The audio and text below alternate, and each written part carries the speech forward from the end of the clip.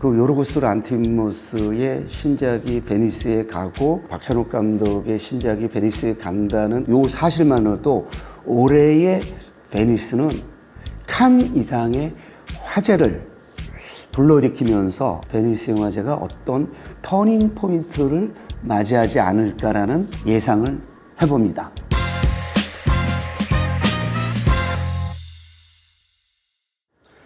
안녕하십니까 여러분. 칸차진의 시네킥의 칸차진입니다. 다음 주에 제82회 베니스 국제영화제가 개최되는데요. 올해는 박찬욱 감독의 신작 헤어질 결심 이후 3년 만에 선보이는 어쩔 수가 없다. 2012년 영예의 황금 사자상을 거머쥔 김기덕 감독의 삐에따 이후로 13년 만에 경쟁 부분에 진출한다라는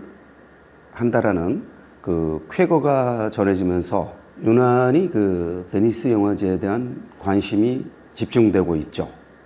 그리고 또 한편 장준환 감독의 지구를 지켜라를 리메이크한 요르고스 란티모스 감독이 메가폰을 잡은 부고니아가 어쩔 수가 없다와 더불어 경쟁 부분에 초청되면서 그 두 편의 그 영화가 한국과 이제 직접적인 연관이 있다 보니까 굉장히 큰 관심을 불러 모으고 있습니다.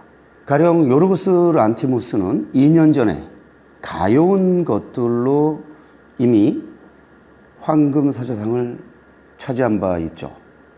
그리고 박찬욱 감독은 2005년 20년 전에 친절한 금자씨로 경쟁 부분에 초청되고 나서 20년 만에, 물론 그 전에 미케 다카시 프루첸과 더불어 함께 그 연출했던 그 옴니버스 단편 영화 Three Monster로 이제 비경쟁 부분에 나갔었는데 그게 세 번째 베니스 초청인데 경쟁에서는 두 번째 초청이죠. 자, 칸느박으로 흔히 일컬어지는 박찬욱 감독이 이번에 베니스에서는 어떤 성과를 올릴지 관심이 몰릴 수밖에 없습니다. 제 판단에는 뭐 어떤 상을 받든 그 박찬욱 감독이 빈손으로 돌아오지는 않을 거라는 예상을 하고 있고요. 또 요르고스 란티모스 감독은 현재 세계에서 가장 그 주목할 만한 영화를 계속 만들어 온 그런 감독이기 때문에 가여운 것들에 이어서 또 한국 영화를 리메이크한 부고니아로 과연 두 번째 황금사자상을 거머쥘 것이냐라는 기대감을 가질 수밖에 없습니다. 제가 21편의 경쟁 부분 이렇게를 한번 쭉 훑어보니까 굉장히 칸 영화제에 못지않은 정말 관심이 갈 만한 그런 영화들, 신작들이 많은데 개인적으로 좋아하는 프랑스 5종 영화도 있고요. 뭐 등등 해서 이번에는 칸 영화제에 못지않은 그 관심과 기대를 베니스 영화제가 불러일으키겠구나 이런 예측을 해봅니다. 모두가 뭐 예측이 아니라 그렇게 지금 바라보고 있을 겁니다. 그러면서 이런 기사가 나왔습니다. 마치 그동안 한국 영화가 그동안 베니스를 계속 못 간 것처럼 그만큼 한국 영화의 수준이 그 예술적, 질적 수준이 저하된 것 같은 그런 그 진단을 내리고 기사가 나오는 걸 보면서 개인적으로 반은 동의했지만 반은 동의하지 않습니다. 왜냐면요, 영화제, 영화상에는 일종의 제가 정치학이라고 칭하는데 영화제의 정치학, 영화상의 정치학이라는 게 있습니다. 베니스 영화제는 흔히 칸, 베를린과 더불어 세계 3대 영화제라고 일컬어지죠. 그러나 제가 칸 특집 때 뭐 강조한 바 있습니다만은 사실 세계 3대 영화제라는 것은 그냥 말장난에 불과합니다. 왜냐하면 칸 영화제의 그 위상은요, 워낙 절대적이기 때문에 세계 3대 영화제라기보다는 칸 영화제와 나머지 영화제인데 우리가 세계 1대 영화제라는 말을 쓰지 않으니까 3대 영화제라고 그냥 말하는 거고, 그 중에서 우리가 영화제의 서열을 나누기는 어렵습니다만은 보통 지금 현재 그 위상을 따지면은 칸, 베를린, 베니스 정도로 보통 그 위상에 대한 평가가 이루어집니다. 그러면 그동안 13년 만에야 경쟁 부분에 갈 수밖에 없었느냐라는 그 질문이 나오는데, 왜 그러냐면요. 그것은 세계 소위 3대 영화제에 가는 그 감독들은 4명입니다. 한국에서는. 봉준호, 박찬욱, 홍상수, 이창동입니다. 그래서 이 감독들은 영화를 만들면 최우선순위로 칸 영화제를 가려고 합니다.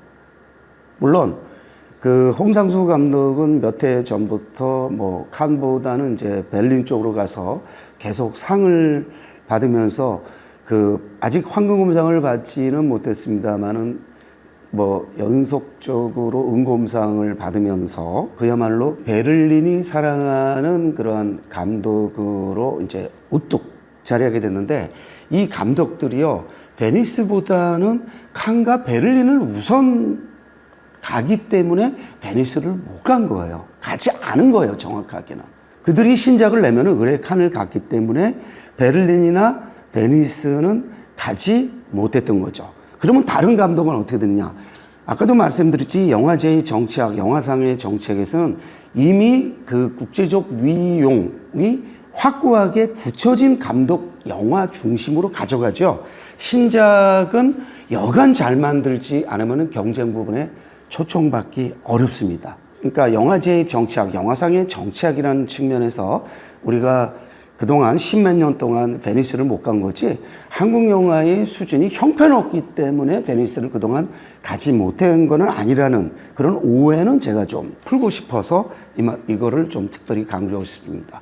어쩔 수가 없다는요, 이번 베니스에 의해서 토론토 영화제, 뉴욕 영화제, 그리고 올해 30회를 맞는 그 부산국제영화제 개막작으로까지 이제 선보이면서 올해의 최고 화제작이 될 수밖에 없는데, 그 영화의 그 예고편이 이제 선보이면서 역시 박찬욱이다. 그러니까 저도 예고편을 보면서 이 영화가 박찬욱의 영화라는 사실을 모르고 보더라도, 아, 이거는 박찬욱의 그 냄새가 나는구나. 박찬욱의 그 어떤 특징이 그야말로 여실히 드러나는구나. 그래서 우리가 영어로 이제 시그니처라 그러는데, 그런 시그니처가 돋보이기 때문에 이 영화에 대한 기대가 진짜 쏠릴 수밖에 없는데, 여기에 지금 뭐 대한민국을 대표하는 세계적인 배우인 이병헌, 그리고 출산 이후 첫 출연이라고 그러는 손예진, 또 이성민, 차승원, 박희순, 이런 진짜 쟁쟁한 배우들이 출연하니까 이 영화에 대한 기대가 그야말로 집중되지 않을 수가 없고, 그 예고편만 보고도 막 그 박찬욱 감독의 이 신작을 진단하는 그런 유튜브 그 방송들이 많이 나왔는데, 저는 뭐 영화를 보지 않고 이 예고편을 가지고 박찬욱 감독의 이 영화가 어떨 거라고 미리 서둘러 평하고 싶지는 않습니다. 이 12번째 이 장편 영화가 과연 헤어질 결심 이후로 정말 박찬욱의 그 영화 세계를 얼마나 잘 보여줄지는 개봉 이후 저는 이제 본격적으로 다루면서 얘기를 이제 하고요.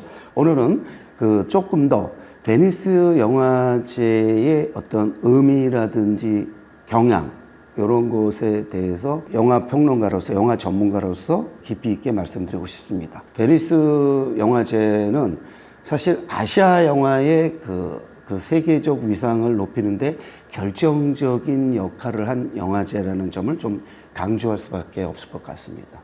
여러분이 그 웬만한 시네필들은 다 알고 계실 텐데, 일본 영화 구로사와 아키로의 라쇼몽이 1951년에 그 황금사자상을 거머쥐면서 이른바 아시아 영화가 세계에 알려지는 결정적 계기가 됐는데, 그 이후로 그 베니스 영화제는 그 아시아 영화를 세계에 알리는 어떠한 중요한 핵심적인 창구가 된 것이 사실입니다.